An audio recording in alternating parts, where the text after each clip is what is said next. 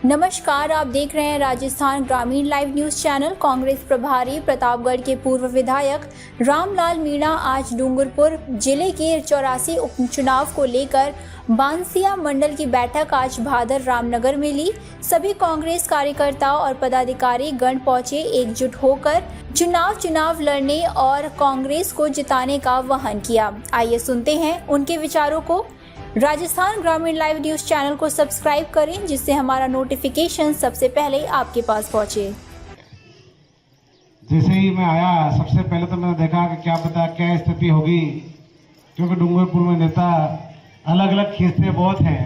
लेकिन आज जैसे ही मैंने सब दावेदारों के मुख से सुना कि हम सब एक हैं, एक बन करके जिसको भी कांग्रेस पार्टी टिकट दे उसके लिए चुनाव दमखम से लड़ेंगे और उसको जिताएंगे।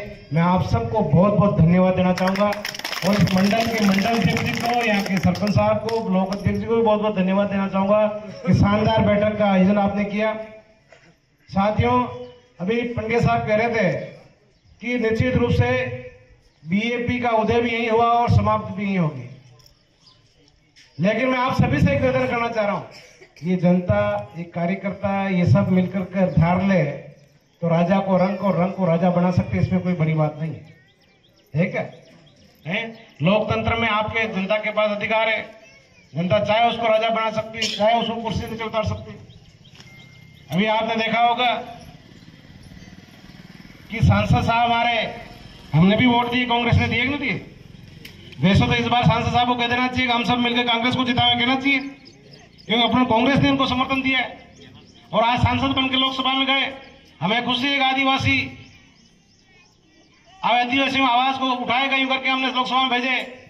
लेकिन आज जो आपकी आदिवासी पार्टी है, किस नाम से मैदान के अंदर आई थी कि हम आदिवासियों के लिए राजनीति करेंगे, हम आदिवासियों के हक अधिकार के लिए लड़ेंगे।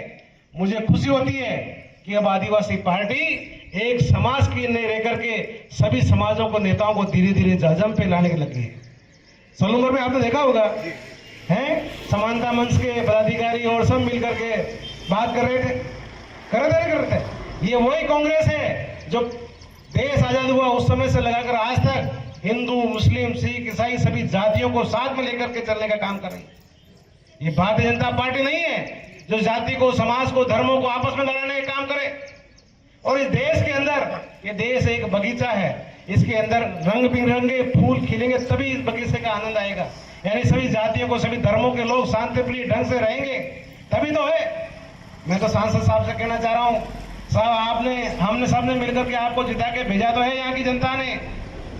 गहलोत साहब ने इन माताएं बहनों आप सभी के लिए जो 1 किलो तेल, नमक, मसाला, आटा की जो व्यवस्था करी थी वो बंद कर दिया, उसके लिए तो एक आवाज उठा दीजिए। निमिषा जी कह रहे थे कि हमारे तो गेहूं खराब आ रहे हैं, बंद कर दिया जाए। ये तो कांग्रेस सरकार की फूड सिक्योरिटी एक्ट के अंदर जो कानून बना के दिया था कि कोई भी व्यक्ति भूखा नहीं सोना चाहिए, मनमोहन सिंह जी के टाइम पे, उसी के तहत आपको 10 किलो गेहूं मिल रहे, 5 किलो मिल रहे, 10 किलो मिल रहे हैं। लेकिन उसके बाद में हमने, जब मैं भी विधायक था तो हमने कहा गहलोत साहब को, हमारे आदिवासी क्षेत्र के अंदर कई लोग अहमदाबाद काम करते हैं, कहीं बाहर काम करते हैं और समय पे खाने पीने की व्यवस्था नहीं हो पाती है। महिलाएं जब डिलीवरी होती है, या तो बच्चा कुपोषण का शिकार होकर मर जाता है या महिला डिलीवरी में कमजोर होकर मर जाती है।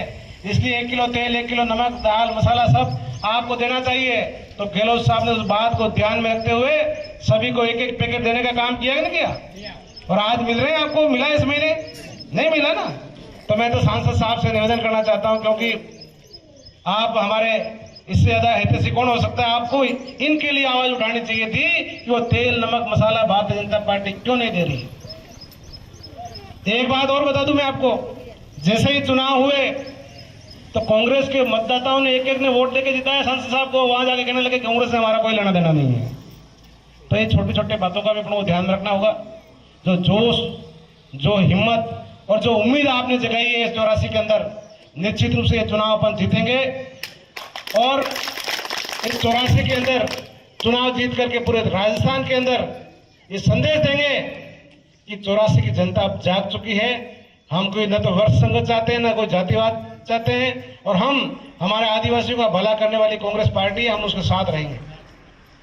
आज आपके एक बात बता दो, 84 के अंदर कांग्रेस का एमएलए जीत गया तो क्या फायदा होगा आपको पता है?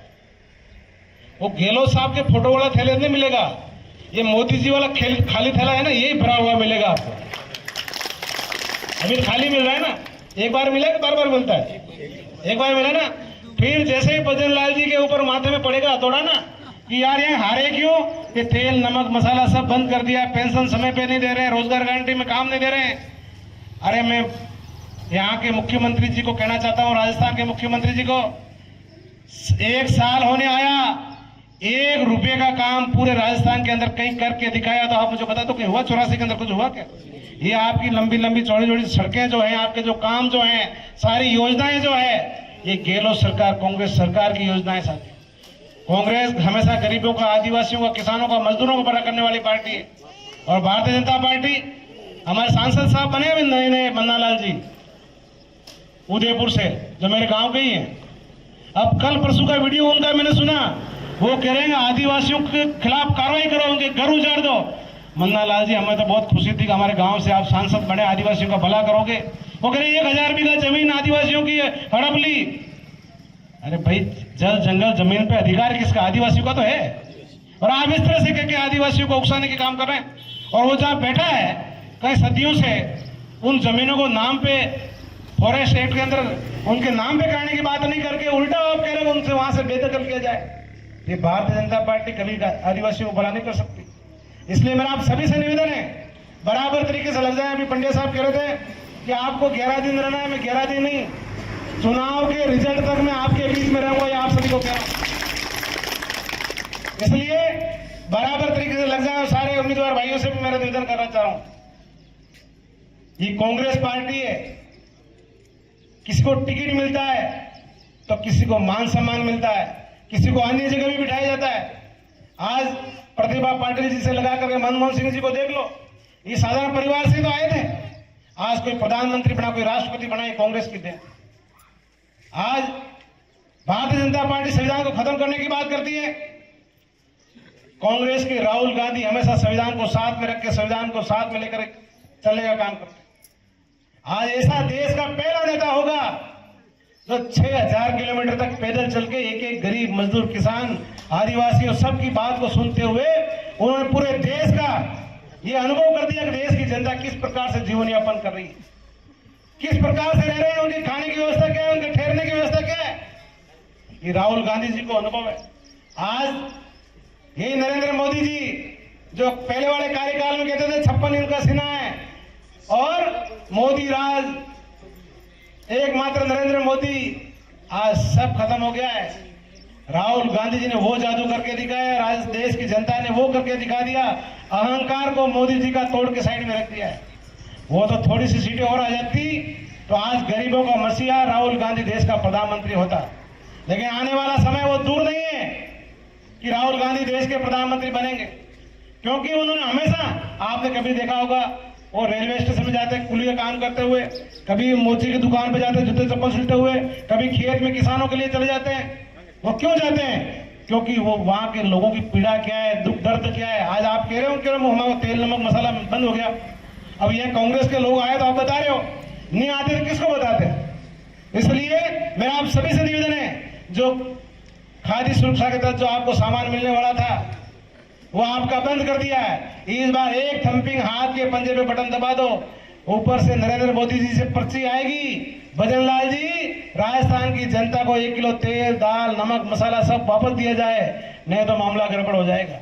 इसलिए मेरा आप सभी से निवेदन है, बराबर तरीके से लग जाएं सभी निष्ठावान कार्यकर्ता, पदाधिकारी। और मैं तो कह रहा हूँ, ये अफवाह जरूर है डूंगरपुर में पदाधिकारी इधर उधर हैं, मतलब एक दूसरे के बात नहीं मानते या फूट है, ऐसा कहीं मेरे को तो लगा नहीं अभी तक। तो सब एक जायजा पे तो दिख रहे हैं, कहीं जगह तो आते ही नहीं है ना। यहाँ तो मजबूती से आपस में एक दूसरे से बात कर देते होंगे, लेकिन मंच के ऊपर जो बात सामने आ रही है, वास्तव में डूंगरपुर की कांग्रेस के अंदर जो संगठन है, मैं आप सभी को बहुत बहुत धन्यवाद देना चाहूंगा। आज डूंगरपुर अपने जिलाध्यक्ष जी हैं, उनके भानेज की मृत्यु हो गई थी, इसलिए वो हमारे बीच में नहीं उपस्थित हो पाए। आने वाले कल भी जो बैठकें होंगी वो भी उसमें भी साथ रहेंगे। मेरा आप सभी से निवेदन है, बराबर तरीके से लग जाएं।